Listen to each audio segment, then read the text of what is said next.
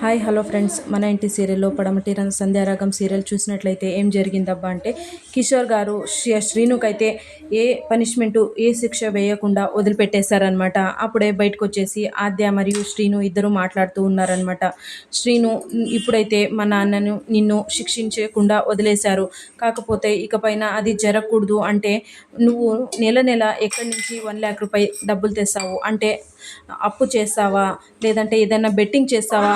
ఇది కాదు కదా శ్రీను, ఇది నెల నెల జరిగే పని కాదు కదా శ్రీను. అందుకే నువ్వే అర్థం చేసుకొని ఏదో ఒకటి పని చూసుకో శ్రీను, తొందరగా చూసుకుంటే మనకి మంచిది శ్రీను అనేసి అనిందనమాట ఆద్య. ఆ మాటలకైతే శ్రీను, ఇప్పటికిప్పుడు పని అంటే ఎక్కడి నుంచి దొరుకుతుంది ఆద్య అన్నాడనమాట. ఆ మాటలకి ఆద్య అయితే వెతకాలి శ్రీను, కాకపోతే మనకి ఇంకా 1 వీక్ 1 మంత్ టైం లేదు శ్రీను, తొందరగా నువ్వు వెతకాలి. మా నాన్న లేదంటే నన్ను అమెరికా తీసుకెళ్ళిపోతాడు అనేసి ఆద్య అనిందనమాట. ఆ మాటలకైతే శ్రీను, మీ నాన్న తీసుకెళ్ళినా కూడా నువ్వు వెళ్ళలేవు కదా ఆద్య, నా కోసం నువ్వు ఉండిపోతావు కదా ఆద్య అని అంటే అప్పుడే ఆద్య అయితే ఏమనిందంటే, అలా ఎలా అనుకుంటున్నావు శ్రీను, మా నాన్న పిలిస్తే నేను తప్పక వెళ్తానన్నమాట. అంటే భార్యకు ఏ తప్పు భార్యకు తెలియనిది అంటూ ఏది కాదు కదా. నాకు తెలిసినా కూడా నువ్వు ఇంకా ఇదే డ్రామా కంటిన్యూ చేయాలనుకుంటే చాలా అంటే చాలా తప్పు చేస్తున్నావు శ్రీను. నువ్వు కంటిన్యూ చేయకుండా ఏదో ఒకటి జాబ్కి ట్రై చేయంటే ఇప్పటికిప్పుడు జాబ్స్ ఎలా దొరుకుతాయి అదే అంటే ఏదైనా చూడు శ్రీను, జాబ్స్ ఆపర్చునిటీ ఉంటాయి కదా, చూడు, ట్రై చెయ్యి. కావాలంటే ఇంటర్వ్యూకి ప్రిపేర్ అయ్యేలా నేను చేస్తాను నిన్ను. అప్పుడు నువ్వు ఏదో ఒకటి జాబ్ సెలెక్ట్ అయితే నీకు జాబ్ వచ్చేస్తే ఏ ఇబ్బంది ఉండదు శ్రీను అనేసి అనిందనమాట ఆద్య. అప్పుడు సరేలే ఆద్య అయితే అనేసి అన్నాడనమాట. శ్రీను ఆద్య ఇద్దరు మంచిగా మాట్లాడుతూ ఉన్నారనమాట. కాకపోతే ఇక్కడ రఘురామ్ గారు పెళ్లి సంబంధం చూస్తూ ఉన్నారనమాట. అలానే పెళ్ళి వాళ్ళకి ఒక సంబంధం చూసేసి వాళ్ళని అస్మిత వాళ్ళ ఇంటికి తీసుకెళ్ళిపోయారనమాట.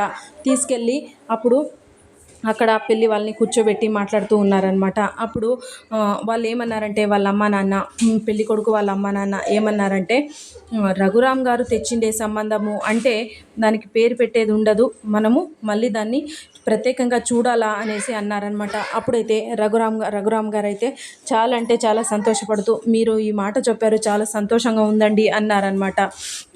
మరి అప్పుడే ఏమన్నారంటే పెళ్ళి కొడుకు వాళ్ళ నాన్నగారితో ఏమన్నారంటే, పెళ్ళి కొడుకుని కూడా నువ్వు మా అమ్మాయిని చాలా బాగా చూసుకోవాలి అనేసి అన్నాడనమాట. ఆ మాటలకైతే పెళ్ళి కొడుకు, అలాగే అలాగే అంకల్, నేను ఖచ్చితంగా మంచిగా చూసుకుంటాను అంకల్ అనేసి అన్నాడనమాట.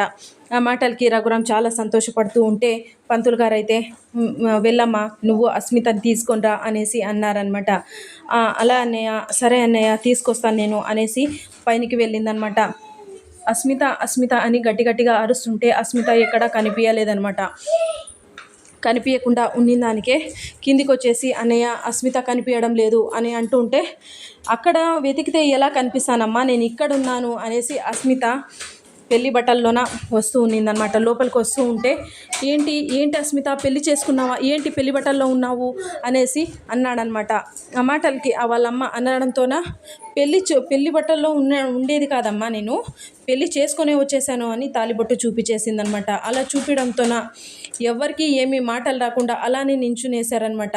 పెళ్లి కొడుకు ఇక్కడ ఉంటే పెళ్లి ఎవరితో చేసుకున్నావే అనేసి వాళ్ళ అమ్మ అంటే, పెళ్లి కొడుకు వాడేంటమ్మా, ఇక్కడ వస్తాడు చూడు నా మొగుడు, నా పెళ్లి కొడుకు అనేసి ప్రశాంత్ని పిలిచేసిందనమాట. ప్రశాంత్ లోపలికి రావడంతోన రామలక్ష్మి, రఘురామ్ వాళ్ళందరూ అయితే షాక్ అయిపోయారనమాట.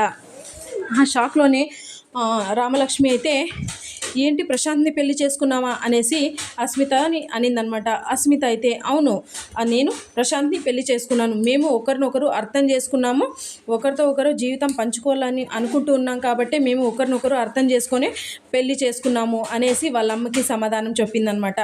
అప్పుడు రామలక్ష్మి దగ్గరికి ప్రశాంత్, రామలక్ష్మి ఇద్దరు వచ్చేసి రామలక్ష్మితో అయితే అస్మిత ఏమనిందంటే, ఇప్పుడు నేను కోడలు హోదాలోన అక్కడికి వస్తున్నాను కాబట్టి ఇక్కడుండి నేను నిన్ను ఆడుకోవడం కాదే, అక్కడికి వచ్చేసి ఇప్పుడు కోడలి హోదాలో ఉన్నాను కాబట్టి అక్కడికి వచ్చేసి నీ పని ఏదో చూస్తాను, నిన్ను ఎలా ఇబ్బంది పెడతామో, ఎంత టార్చర్ చేస్తామో నువ్వే చూస్తూ ఉండు రామలక్ష్మి అనేసి అస్మిత అనేసరికి రామలక్ష్మి అయితే, ఓ నువ్వు అలా అనుకుంటున్నావా, నీ భ్రమ అంతే అనేసి రామలక్ష్మి అనిందనమాట. కాకపోతే అప్పుడే అంతకుముందే రిమెంబర్ చేసుకుంటుందనమాట అస్మిత అయితే.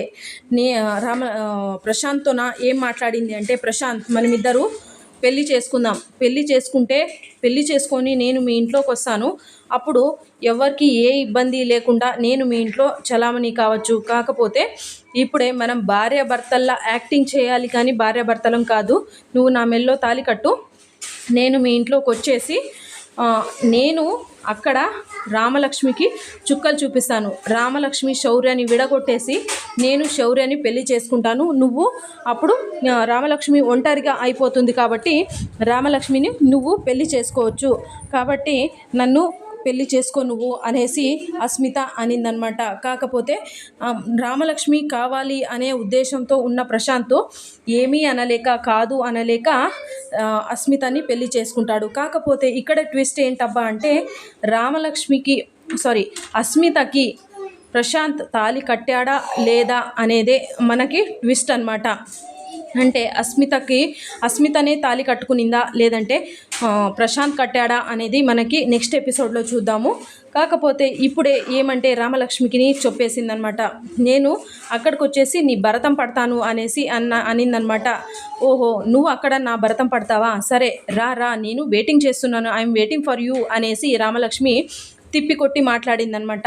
సో ఇది ఫ్రెండ్స్ ఇవాల్టి సీరియల్ సన్నివేశాలు. Please like, share, subscribe my channel and thank you for watching.